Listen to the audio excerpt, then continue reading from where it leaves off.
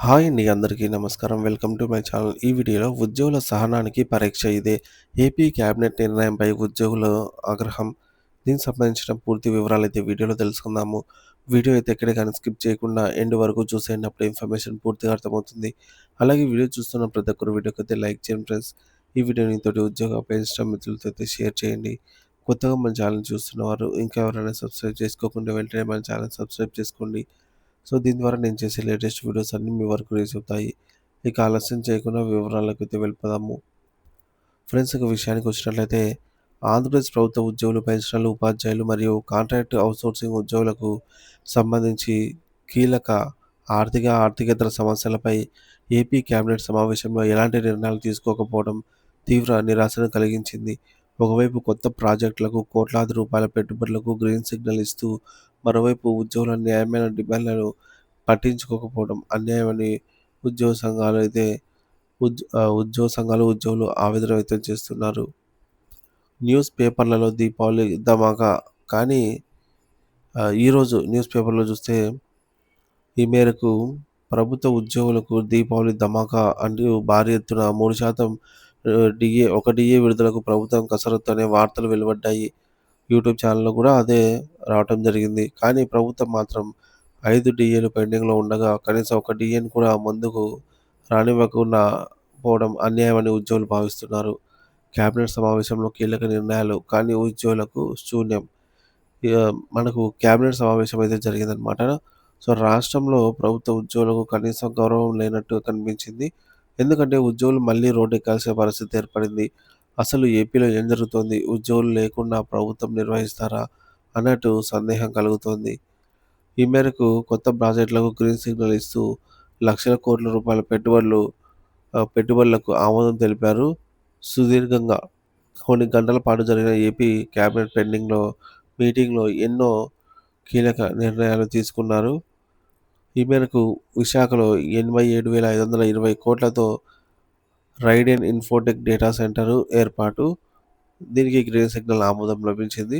14,824 కోట్ల పెట్టుబడులకు ఆమోదము.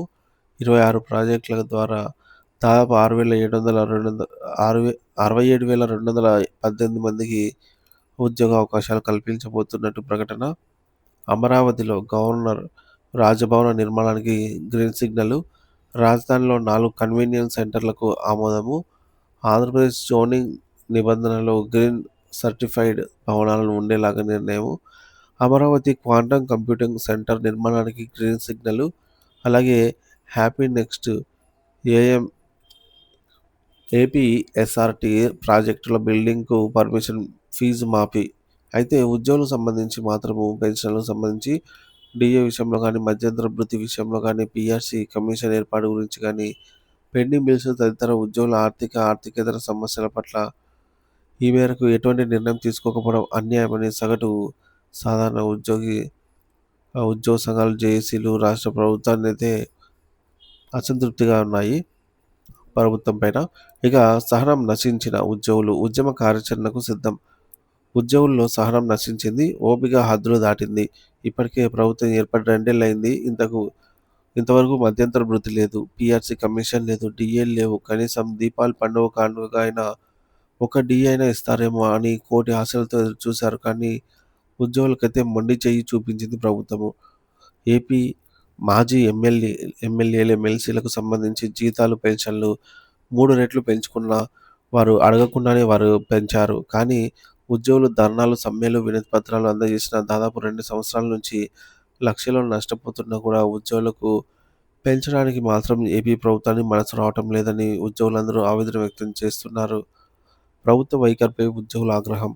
ప్రభుత్వం ఇన్ని పథకాలకు గ్రీన్ సిగ్నల్ ఇస్తూ ఈ మేరకు లక్షల కోట్ల పెట్టుబడులను ఆకర్షించిందని పీఆర్సీ కమిటీ విషయంలో కూడా గత సంప్రదాయాలను అపహాస్యం చేస్తోందని, ప్రతి 5 ఏళ్లకోసారి పీఆర్సీ ఉద్యోగులకు ఇవ్వాలి. 1 ఇయర్ అటో ఇటో అవుతుంది కానీ ఇప్పుడు 2 ఏళ్లు దాటిపోయినా కూడా 12 పీఆర్సీ విషయంలో మాత్రం గతంలో అనుసరించిన సంప్రదాయాన్ని ప్రభుత్వం విస్మరిస్తోంది. దాదాపు 30,000 కోట్ల బకాయిలున్నాయి. మరి ఈ బకాయిలను ఎప్పుడు తీరుస్తారో కూడా ఈనాటికి కూడా నిర్ణయించలేదు. ప్రభుత్వం ఎన్ని పథకాలను అమలు చేసేది రాష్ట్ర ప్రభుత్వ ఉద్యోగులే కాబట్టి రాష్ట్ర ప్రభుత్వ ఉద్యోగులకు కనీస గౌరవం లేకుండా క్యాబినెట్‌లో ఇన్ని సార్లు నెలకు 2 సార్లుగా క్యాబినెట్ మీటింగ్‌లో పెట్టినా గూడా, అసెంబ్లీ సమావేశాలు జరుగుతున్నా కూడా ఉద్యోగుల పట్ల నిర్లక్ష్యం తగదని ఉద్యోగులు అంటున్నారు. తెలంగాణలో కూడా ఐఆర్ ఇస్తున్నాం, పీఆర్సీ కమిటీని కూడా వేశారు. కానీ ఏపీలో మాత్రం మధ్యంతర వృత్తి లేదు. కనీసం పీఆర్సీ కూడా లేదు. ఎన్నికల హామీలు ఏమయ్యాయి అంటున్నారు. ఎన్నికల ముందు కూటమి ప్రభుత్వం తన మేనిఫెస్టోలో ఇచ్చినటువంటి ఉద్యోగుల, ఉపాధ్యాయులకు హామీలు తీవ్ర ఇబ్బందులకు గురి చేస్తున్నాయి. అవమానాల పాలవుతున్నారు. వారి గౌరవాన్ని పునఃప్రతిష్ఠింపజేస్తాము.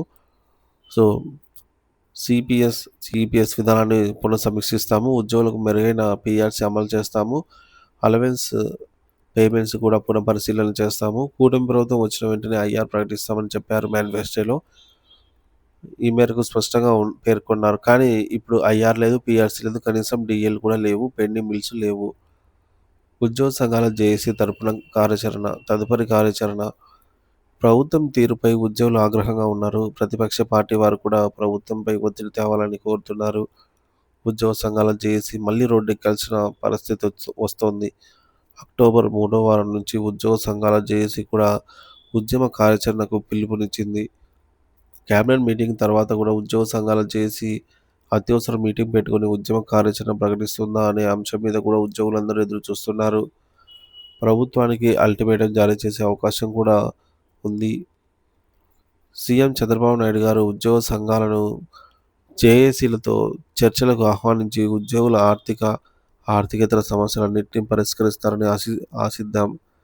ప్రభుత్వం మీద చాలా అసంతృప్తి పెరిగింది. ఇప్పటికైనా ప్రభుత్వం ఉద్యోగుల సమస్యలను పరిష్కరించాలి అనైతే కోరుకుంటున్నారు.